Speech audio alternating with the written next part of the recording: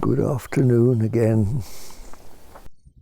I'm rather loath to break into words on this lovely quiet afternoon,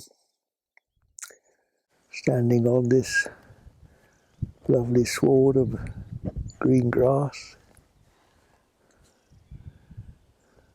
warmth of the sun, a few birds in the background, trying to answer any question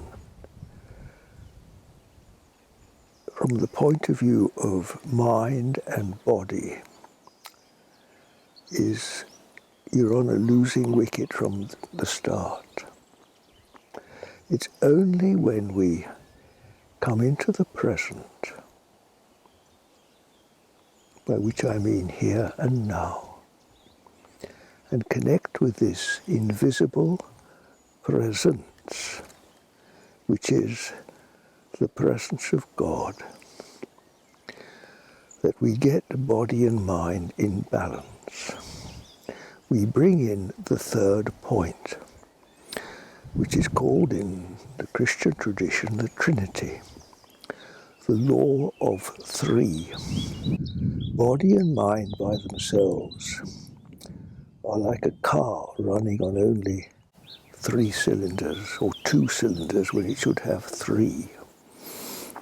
That's rather an old-fashioned mechanical term. I think it may not apply to electric cars or whatever people are using these days. But it means we've only got half the requirements. Now, when we bring in this third point, which holds the balance, we then, just as I can feel in myself now, there's a marvelous feeling of completion. Somehow the tensions of mind and body are contained within something that's bigger. So immediately there's a reassurance, there's a peace, there's a sense of the Lord is with me.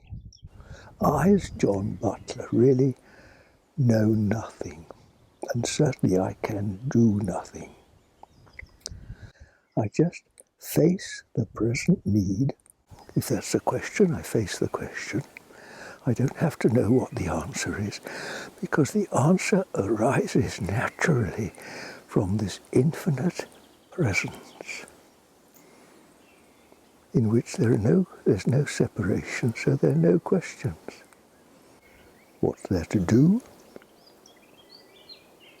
I don't feel there's anything to do. And there's nothing to do nothing.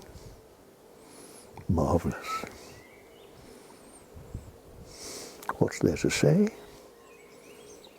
When there's nothing to say nothing.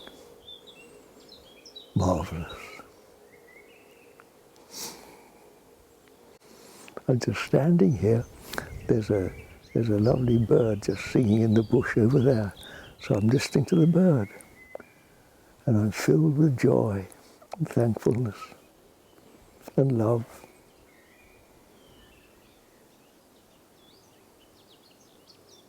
And wherever I look, that joy and thankfulness and love is in my eyes. And maybe that's the most important thing at this moment that I can do. And maybe if I'm looking at you through this clever camera, something of that is conveyed to you.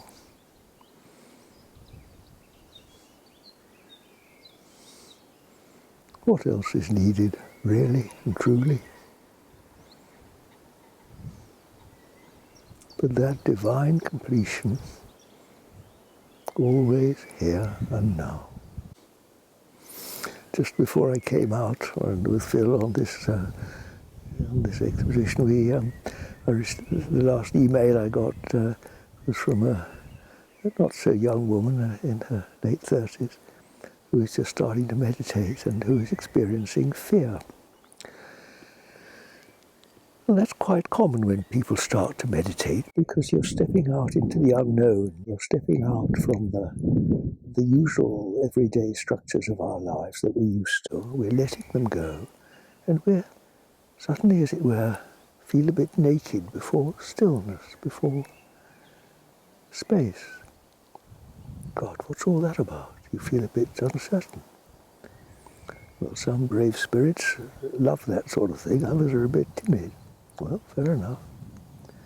But, do you know, one of the wonderful things about just being present like this is that whatever monsters are stalking around the world, whatever's happening, in this moment, right here and now, there's no fear.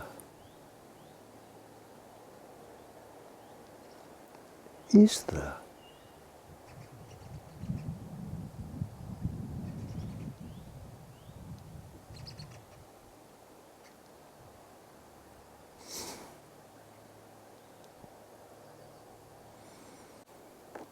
Fear not, for the Lord is with us.